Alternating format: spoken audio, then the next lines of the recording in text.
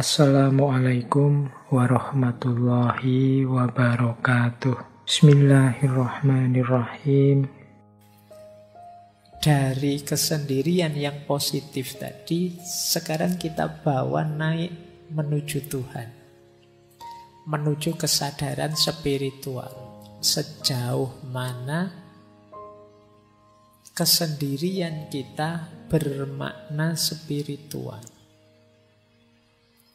Nanti kita akhiri dengan beberapa wawasan dari Imam Ghazali. Saya ambil misalnya dari Thomas Merton. Kata Merton, orang yang takut sendirian pasti akan kesepian. Tidak peduli berapa banyak orang di sekelilingnya. Namun orang yang belajar dalam kesendiriannya, berdamai dengan kesepiannya, dan lebih memilih kenyataan daripada ilusi persahabatan, akan menyadari kehadiran Tuhan yang tak terlihat. Jadi kalimat dari Merton ini bisa kita urai satu-satu. Yang pertama, orang yang takut sendirian pasti akan kesepian. Tidak peduli berapapun banyaknya orang di sekelilingnya. Tadi kan ada orang yang memang senang sendirian, ada yang tidak suka sendirian.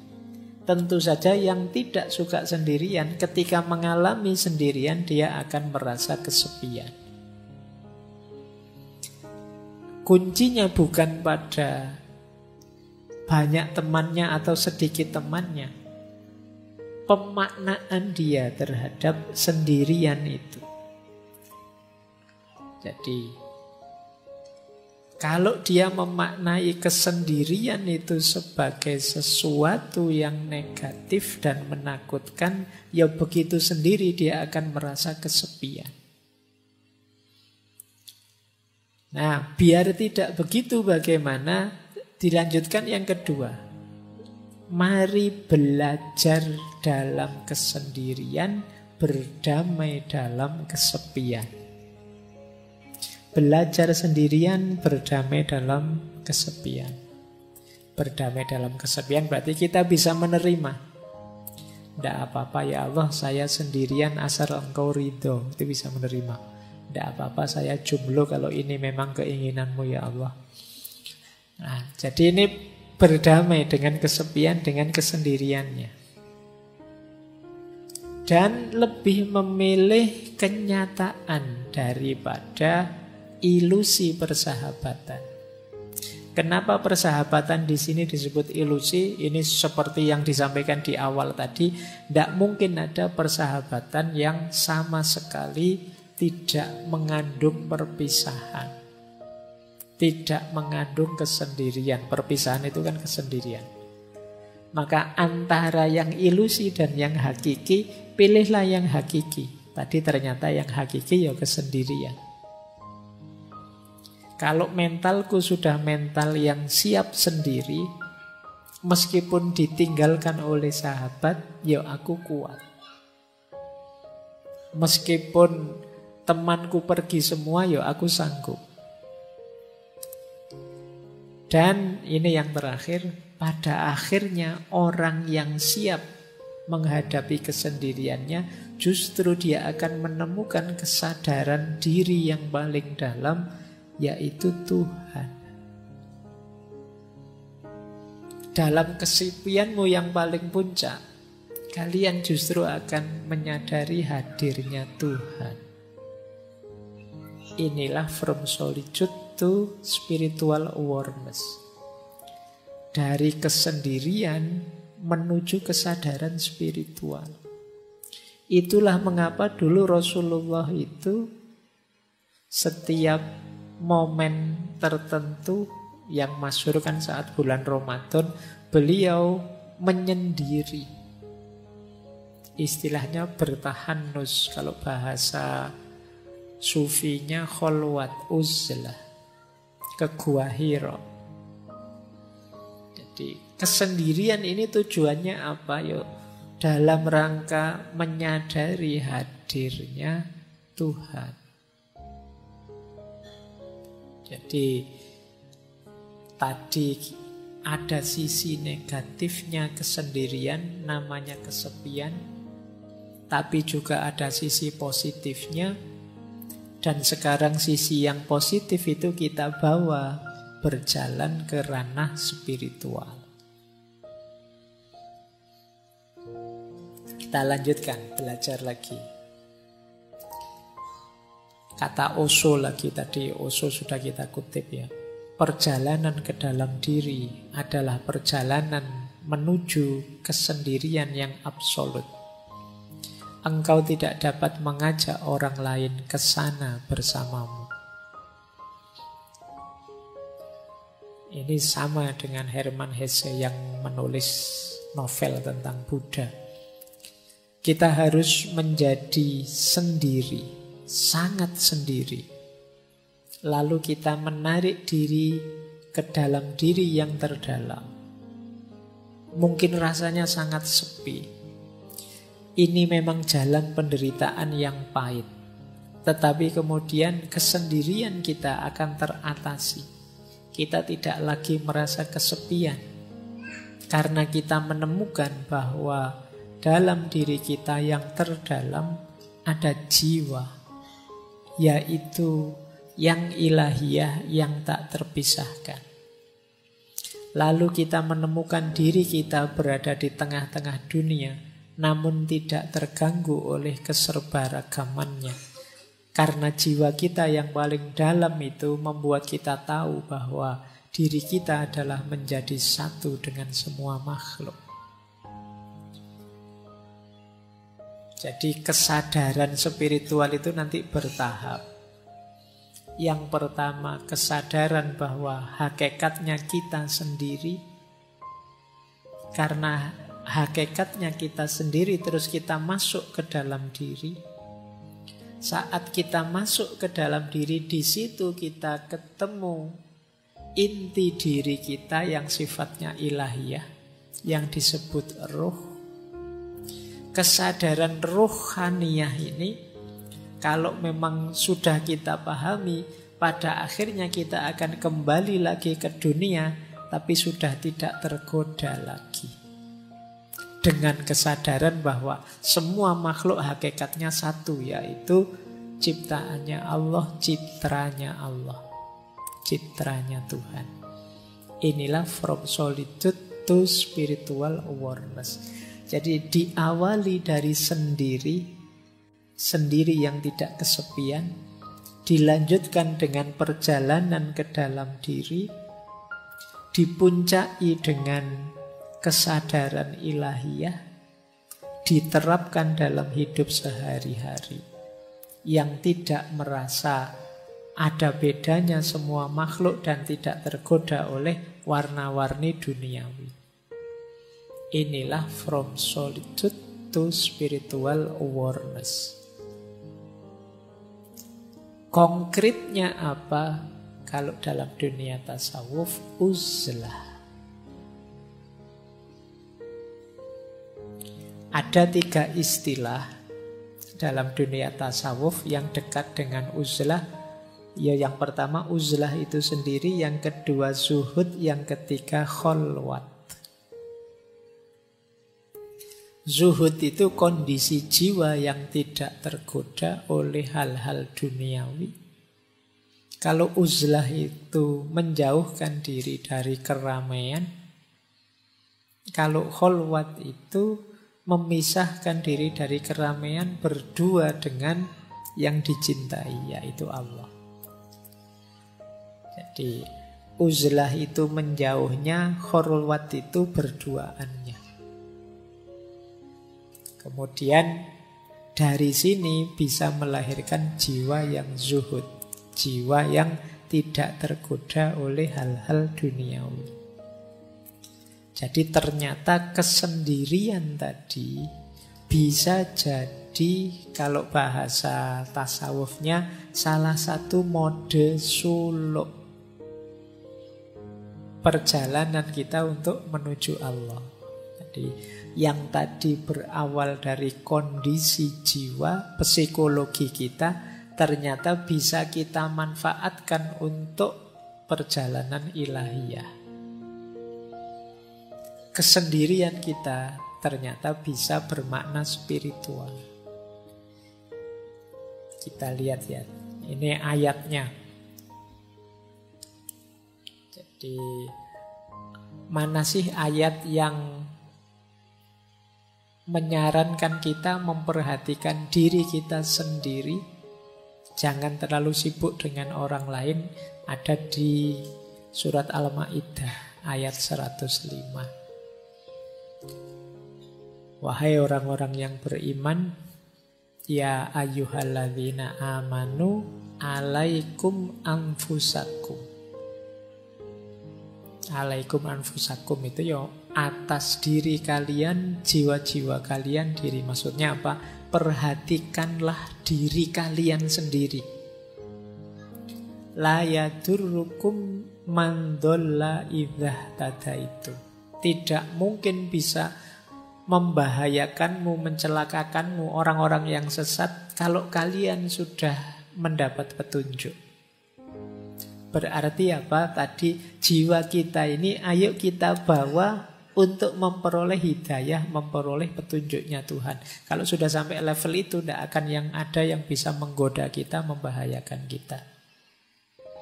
Jangan lupa, ilallahi marji'ukum jami'an. Kepada Allah lah kalian semua akan kembali. Fayunabbi'ukum bima kuntum ta'malun. Yang saat kembali nanti akan diberitahu kalian apa saja yang sudah kalian kerjakan. Jadi ayat ini menegaskan keutamaan ayo memperhatikan diri kita sendiri dulu, sendirian dulu, sampai kita kuat. Sehingga tidak ada yang bisa menggoda kita, membahayakan kita, karena kita sudah mendapat petunjuk ilahiyah. Ini biasanya dipakai dalil uzlah. Boleh dicek nanti di Ihya-nya Imam Ghazali. Ini loh keutamaannya uzlah, keutamaannya sendirian. Yo, uzlah di sini boleh kalian ganti kesendirian, boleh kalian ganti jomblo, boleh kalian. Jadi kalau ada tanya ini keutamaannya sendiri. Yang pertama apa? Ada kesempatan lebih banyak untuk beribadah dan bertafakkur.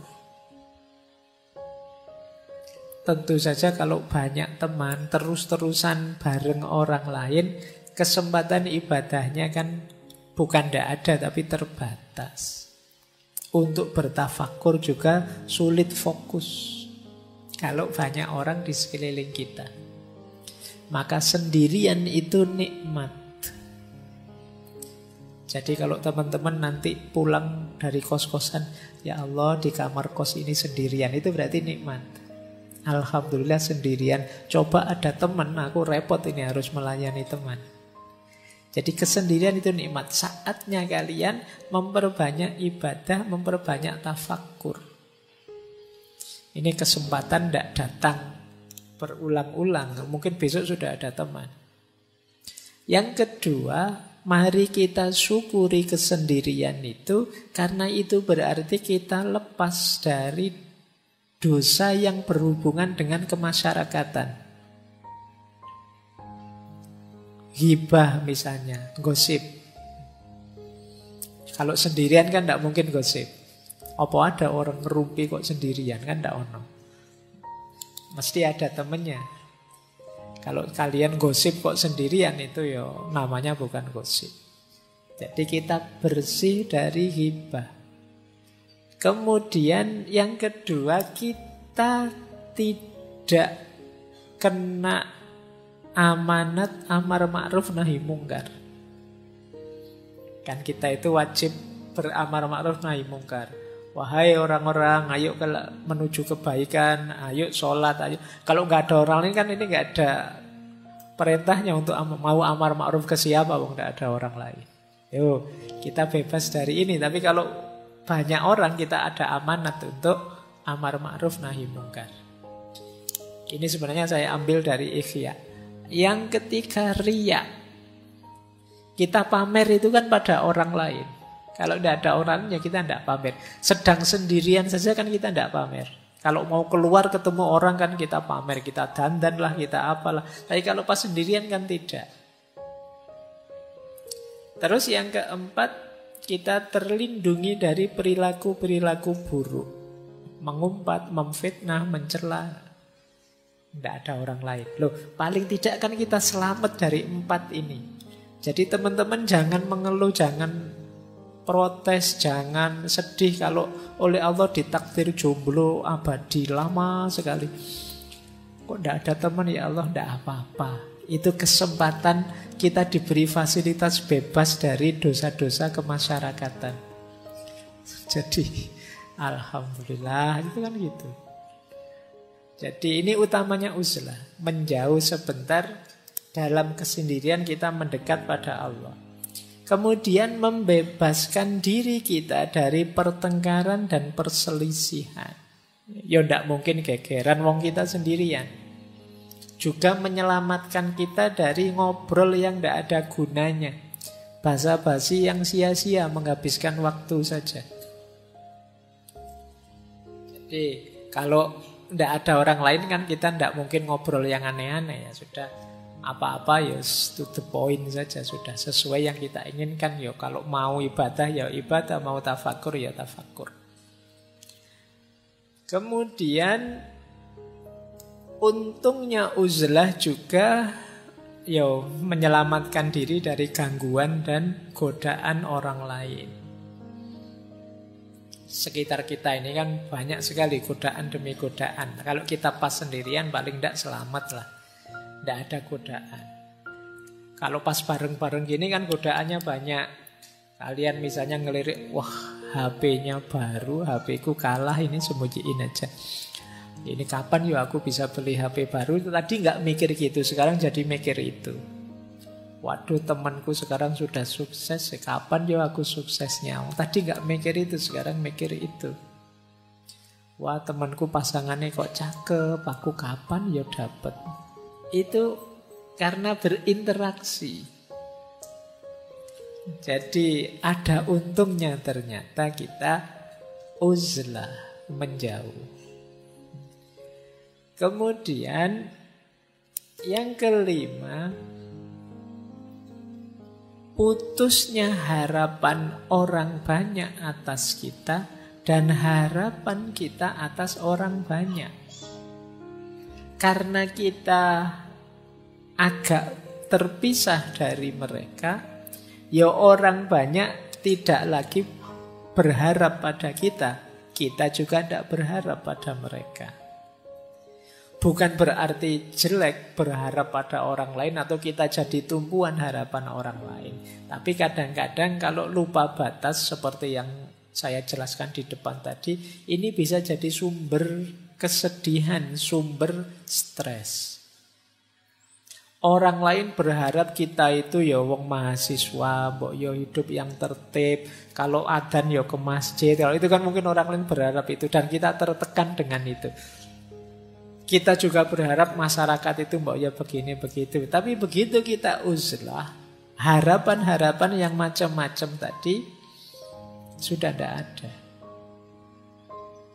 Wong kita tidak lagi berinteraksi dengan mereka.